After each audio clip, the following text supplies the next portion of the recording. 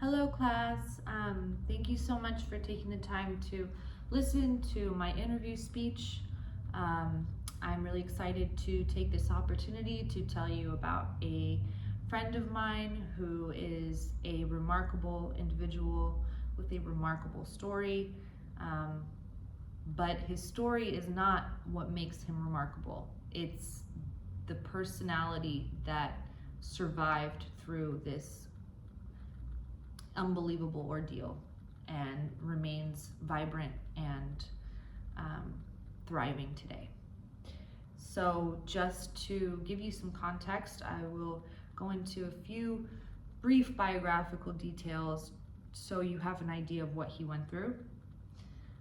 His name is Nick Yaris, and in 1982 he was wrongfully convicted of murder, rape, and abduction in his home state of Pennsylvania. Despite his fervent and unwavering proclamations of innocence, and despite the prosecution's flimsy case built on thin trail of questionable DNA evidence, he was sentenced to death and spent 22 years on death row awaiting his execution date. The ultimate punishment for a crime he did not commit. He, however, did not lose hope, which was, for me, the first remarkable sign of a remarkable individual in this seemingly impossible situation. He truly believed that evidence would one day clear his name. And he started reading up on DNA technology and how DNA testing is conducted. And he really remained hopeful, but not just hopeful, he remained hopeful and informed on how DNA was advancing technologically. And so he kept demanding year after year that new tests be done with new techniques, with new technologies,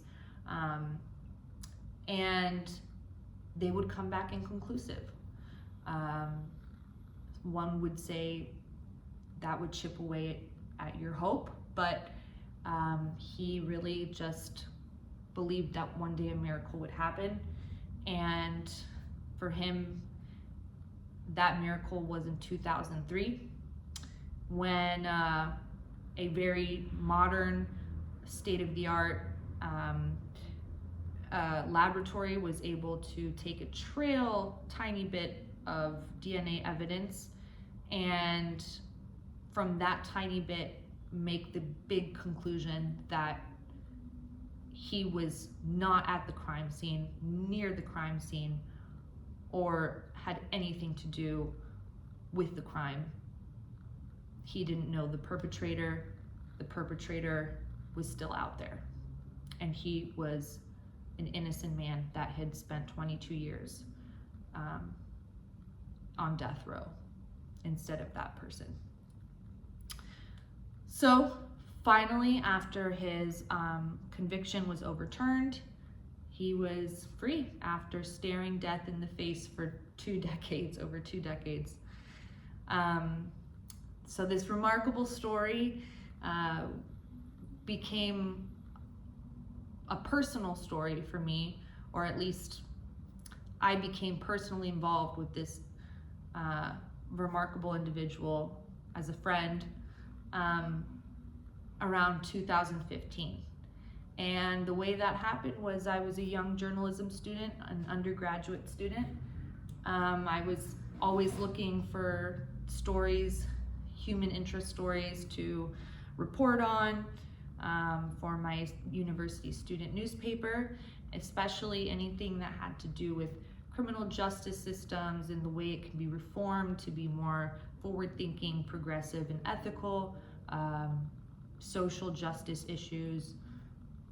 I have always had a deep interest in law. This all led me to take a really strong interest on the Ohio Innocence Project and the young lawyers who were graduating from my university's law school to join the Ohio Innocence Project. This is a nonprofit run by visionary attorneys who dedicate themselves to freeing the innocent and preventing wrongful convictions. So I got lucky enough to interview one of these passionate young attorneys who were fresh out of law school. His name was Alex Durst, and he was describing that the work was incredibly rewarding, but like a lot of nonprofit work, a lot of social work, it was grueling hours, it was emotionally, physically draining, and if the work itself and the 1 out of 10 times that a happy ending could come out of wrongful conviction was so inspiring, if that wasn't the case, they would not be able to keep going. So me being a little bit clumsy sometimes with my words, or maybe not thinking before I speak, or I don't know, basically in one of these moments of mine, I blurted out, how do you resist the temptation of not going down the more self-serving criminal defense work route where you can make a lot of money? As we all know, like lawyers can make a lot of money defending those who are being charged with crimes. So without hesitation, he sort of said, I need to put you in touch with a man named Nick Yaris. I didn't really realize why that would answer my question. I assumed that it was because this was someone who had benefited so greatly from this work that I would understand immediately why, it was worthwhile and worth sacrificing everything else for. He gave me his information, but he said, don't Google him. You want to hear his story straight from his mouth. Now, me being kind of like insatiably curious, I Googled him, and I was expecting his story to be known, but I didn't expect the amount of celebrity.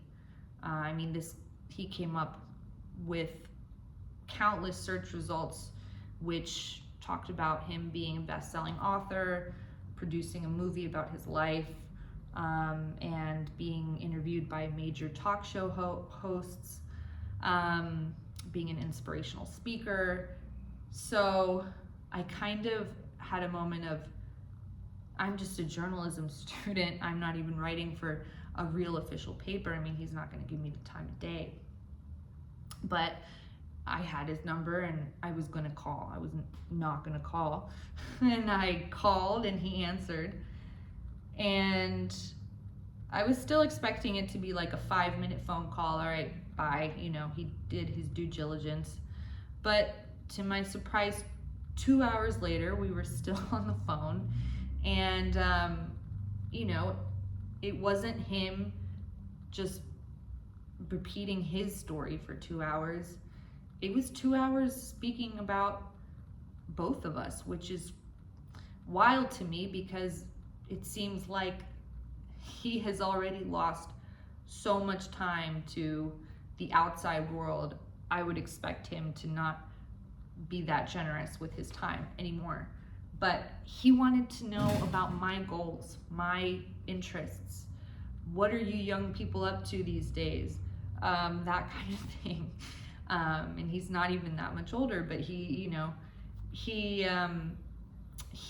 wanted to know about others, myself, the university, the Argentina. Where my family's from.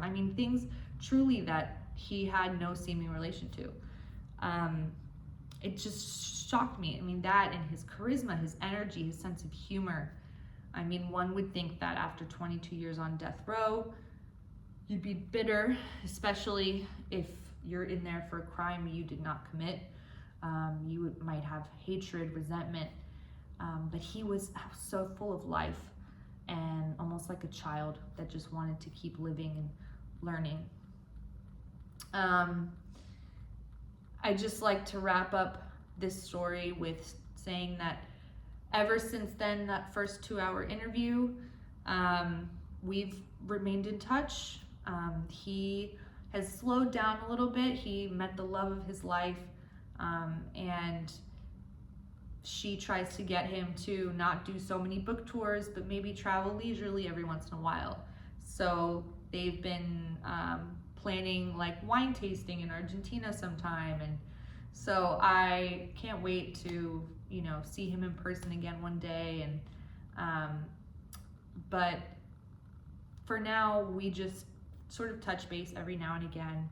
And the other day when I told him, actually yesterday, when I told him about him being the subject of this interview speech, the first thing he said, and he said it completely genuinely, was, "I'm so lucky to be receiving so much attention."